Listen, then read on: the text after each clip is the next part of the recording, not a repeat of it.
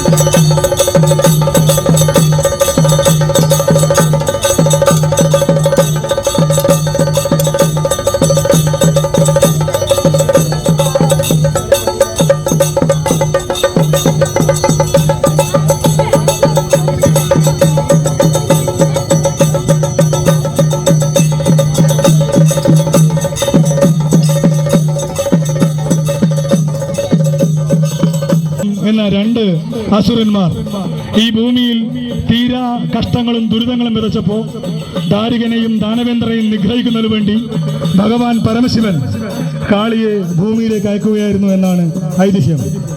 ദാരികന്റെ തലയറുത്ത് കാളി,